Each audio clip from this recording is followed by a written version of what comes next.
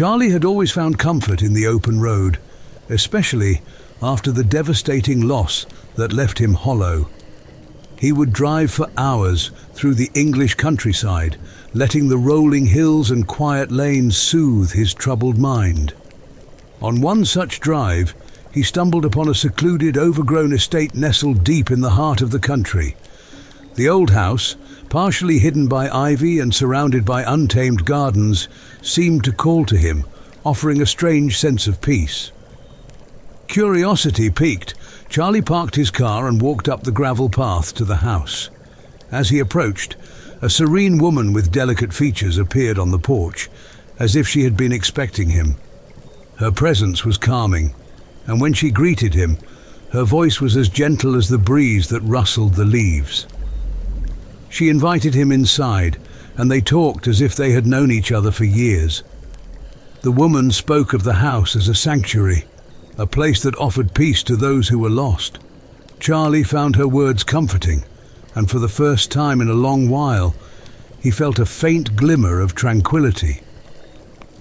As they conversed, Charlie noticed children playing in the garden.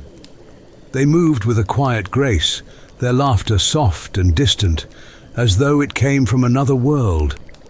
Something about the children struck him as both beautiful and sad, and he couldn't shake the feeling that there was more to them than met the eye. Charlie returned to the estate several times, drawn by the sense of calm that seemed to settle over him whenever he was there. The woman, who never revealed much about herself, always welcomed him warmly. The children, however, remained a mystery. Every time he tried to approach them, they would vanish into the shadows of the garden, leaving him with a sense of longing and melancholy. One day, unable to contain his curiosity any longer, Charlie asked the woman about the children. She smiled softly, as if she had been waiting for him to ask. "This house," she explained, "is a place where the living and the lost intersect. The children you see are those who have passed on, but continue to linger here, playing in the garden, watched over by this house." Her words sent a chill down Charlie's spine.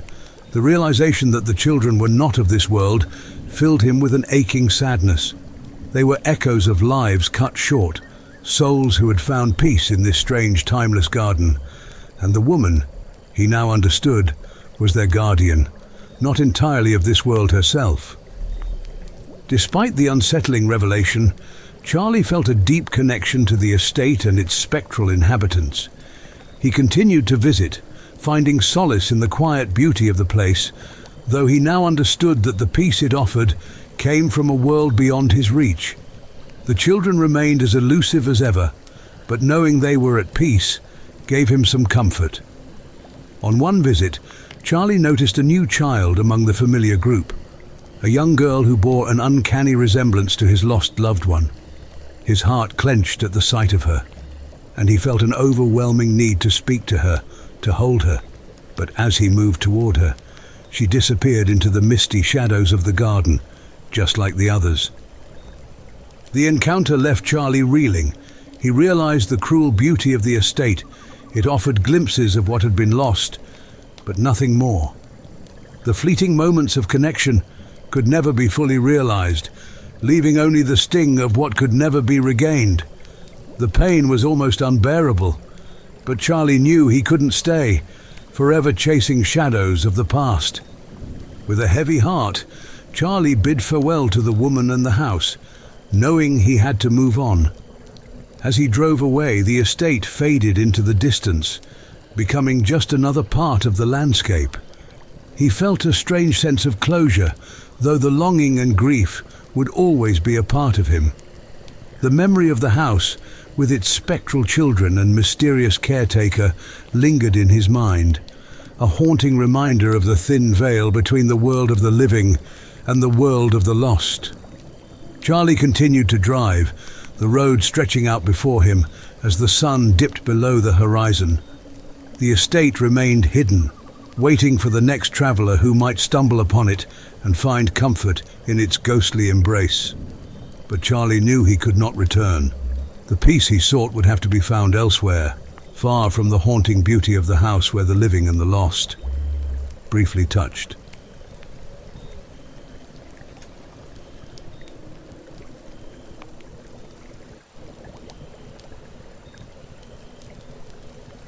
Nicholas Vane arrived in the town of Amberwood for a business engagement.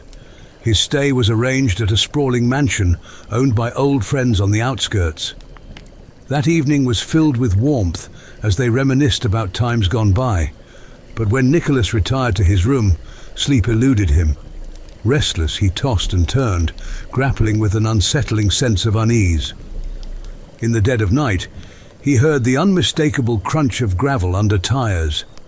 Rising from the bed, he peered through the window.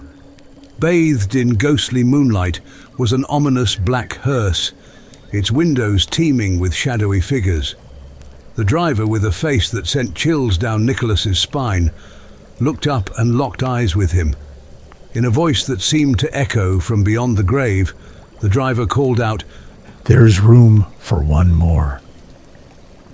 The hearse lingered as if waiting, before it silently glided away. The next morning, Nicholas shared his eerie experience with his friends. "It must have been a nightmare," they assured him. Nicholas nodded, though a lingering doubt gnawed at him.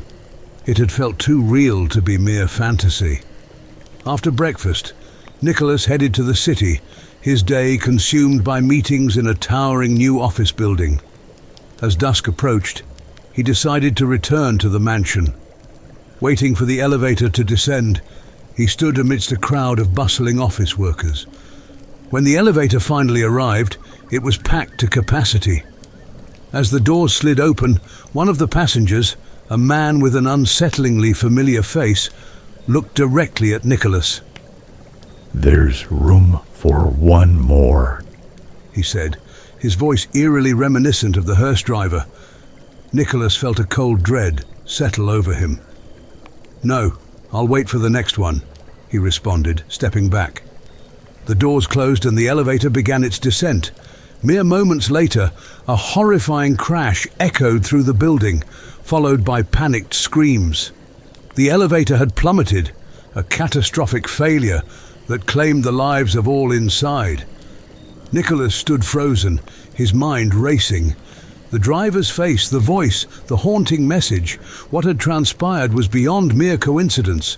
As the realization settled in, a shiver ran down his spine. He had been granted a glimpse into the void and narrowly escaped its grasp.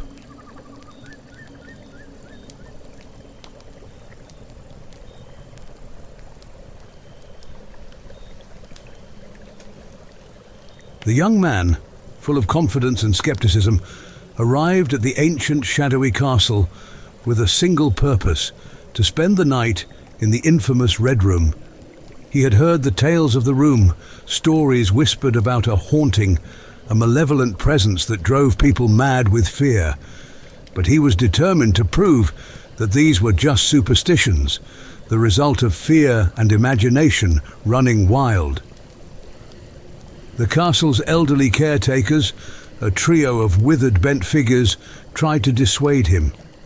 Their warnings were laced with dread and urgency. "It's your own choosing," they muttered, their faces etched with the kind of fear that only comes from long familiarity with the unknown.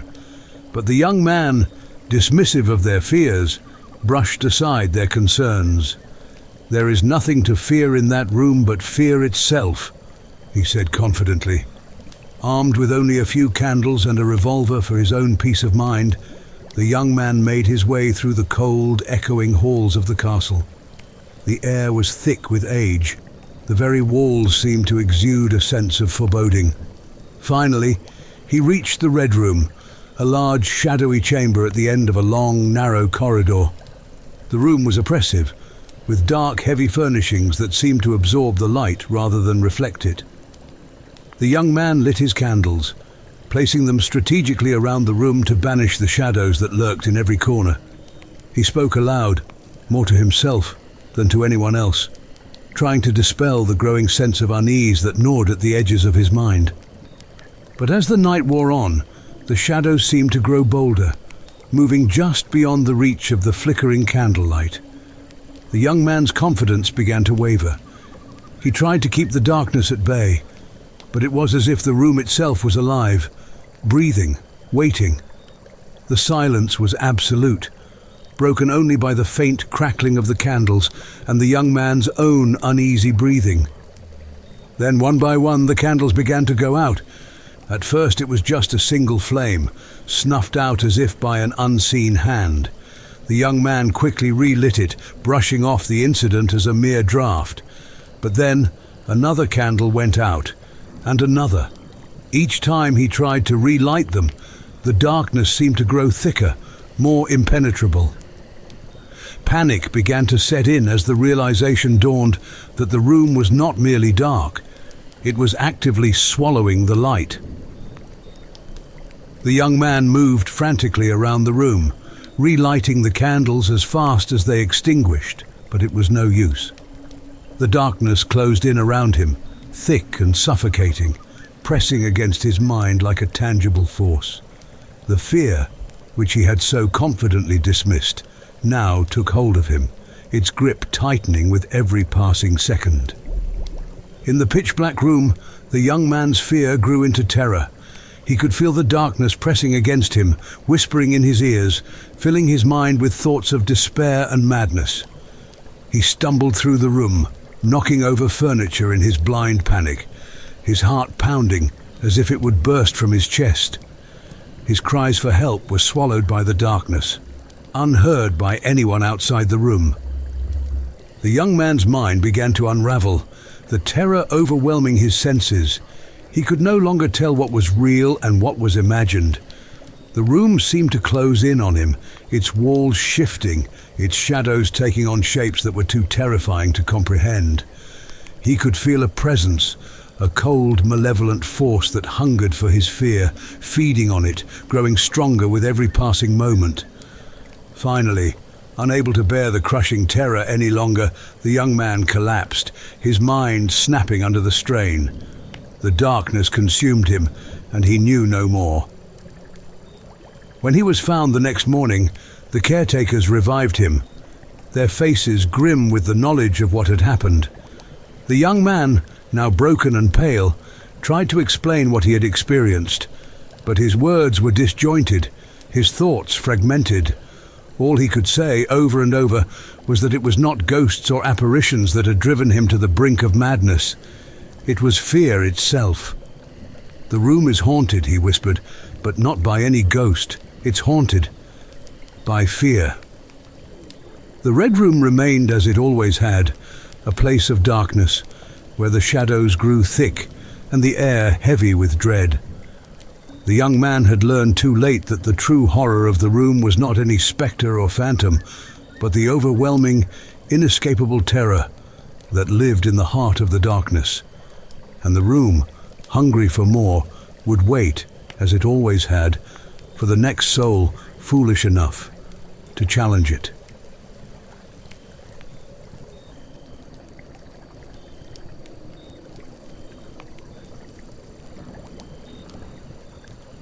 Yoshiko sat in her study, the afternoon light casting long shadows across the room. She had received a peculiar letter that day, one that immediately captured her attention. The handwriting was cramped, the ink slightly smudged, as if the writer had been in a great hurry, or perhaps trembling with anticipation. She opened it, expecting the usual fan mail, but what she read was anything but ordinary. "To the esteemed Yoshiko," the letter began, "I must confess to you a most dreadful secret. I am a craftsman by trade, skilled in the art of furniture making. But I am also a man cursed with an insatiable longing, a yearning so deep that it has driven me to madness." Yoshiko's brow furrowed as she continued to read. The writer described himself as an unattractive, lonely man, shunned by society and deprived of any meaningful human connection. His only solace was his work, crafting fine pieces of furniture with his own hands. But his loneliness grew, festering into something dark and unnatural. One day, driven by this desperate need for human contact, he conceived a grotesque idea. He would build a chair, no ordinary chair, but one large enough to conceal a man within its hollow frame. And so, with meticulous care, he crafted the chair, padding it with soft cushions, ensuring that it would be comfortable and inviting. Once it was finished, he crawled inside, closing himself off from the world, hidden within the very furniture he had created. Yoshiko felt a chill as the letter continued.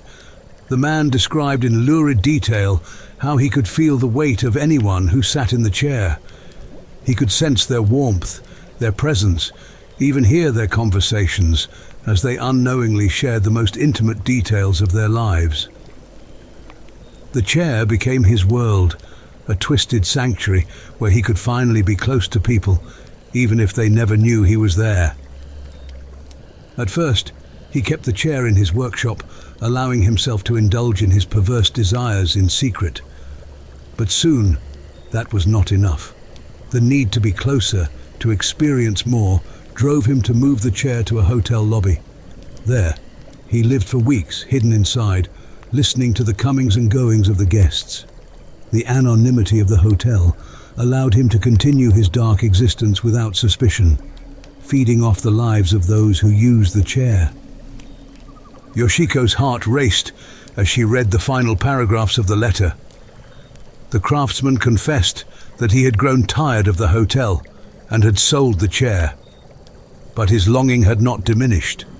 He revealed that the chair had recently been sold again, to her. She gasped, dropping the letter in horror. The man claimed that he was writing to her from inside the very chair she was sitting in. He described the room with eerie accuracy, detailing the furnishings, the scent of the air, even the sound of her breathing. He professed his love for her, twisted and unnatural, but undeniable. He promised that he would stay with her forever, hiding within the chair, closer to her than anyone had ever been. Yoshiko's blood ran cold. She stood up abruptly, staring at the chair that sat innocuously beside her desk. Was it possible? Could someone really be hiding inside? The room seemed to close in around her, the silence pressing down on her ears. She hesitated, heart pounding, before summoning the courage to approach the chair. Her hands shook as she reached out, pulling the cushions away, expecting at any moment to see a face staring back at her from the dark recesses of the chair. But there was nothing, only empty space, the hollow frame revealing nothing but wood and fabric. Relief flooded through her, though it was laced with doubt. Had the letter been a cruel joke, some twisted fantasy? Or had the man escaped just before she could discover him? She would never know. But the letter and the chair would haunt her forever, a grim reminder of the thin veil between the ordinary and the terrifyingly strange. From that day forward, Yoshiko could never sit in the chair without feeling a cold shiver down her spine, the fear that perhaps the man had never truly left.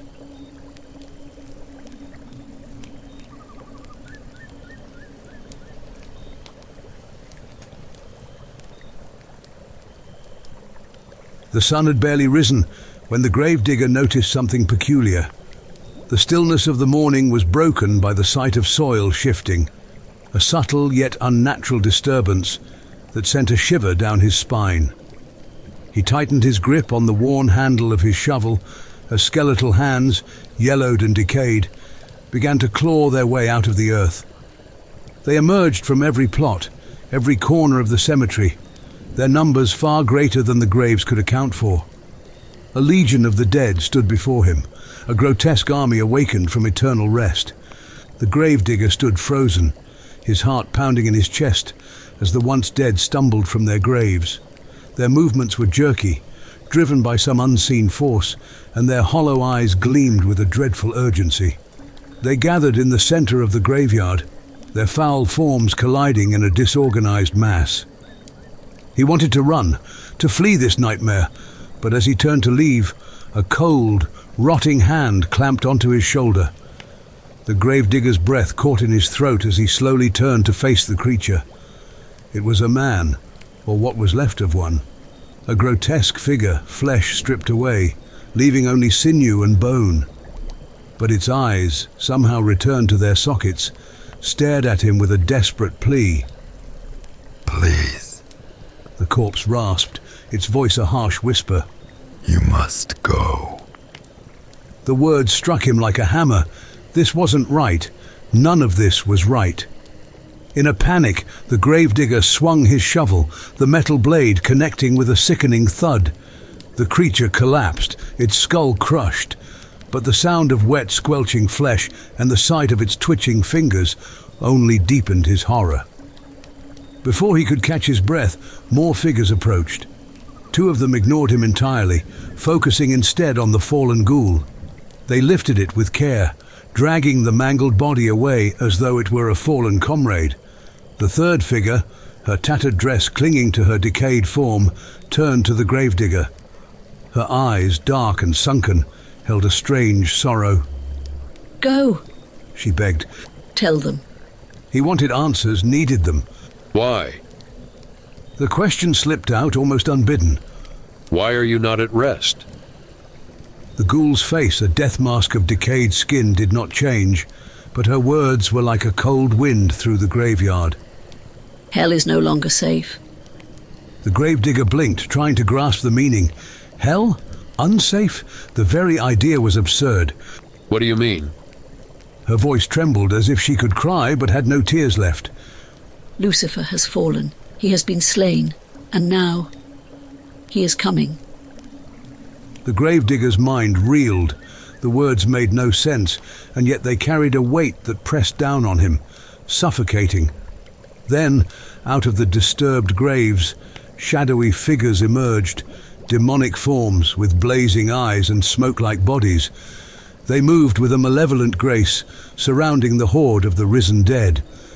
The gravedigger watched, dumbfounded, as these agents of hell began to lift the souls of the damned, stacking them like building blocks, forming something, some terrible structure.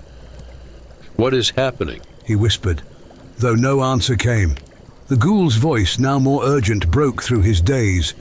Go to your family. We will need them. My family. The words sounded distant, as though spoken by someone else. The living. She clarified, her gaze lifting to the heavens. We need them to survive. Survive what? His voice was barely a whisper. The gates. She cried, the fear in her tone unmistakable. We must reach the gates. The gravedigger shook his head, his beliefs grounding him even in this madness. The damned cannot pass through. They cannot be redeemed. Her steps faltered just for a moment. Then she turned, her expression one of mournful resolve. We do not seek redemption. We seek to warn those who can still be saved. The truth in her words settled like a lead weight in the gravedigger's gut. The ground beneath him trembled, a low rumble growing louder, shaking the very foundations of the earth. He fell to his knees, pressing his ear to the ground, and heard it. A monstrous roar, a twisted, mocking laugh that echoed from deep below. The air grew thick with the sound of chittering, of insect wings and the scrape of countless legs clawing their way upwards. The gravedigger staggered to his feet, watching in horror as the demons and the dead continued their grim work, bodies piling higher, building a grotesque tower toward the sky. Who is he? The gravedigger finally asked, his voice trembling with fear. But the dead offered no answer. They didn't know. The gravedigger turned and fled, his mind a swirl of terror and disbelief. Behind him, the ghoul whispered a final prayer, her voice cracking with the effort. The words were bitter, foreign on her tongue, yet they were all that remained. God must be warned. He is coming.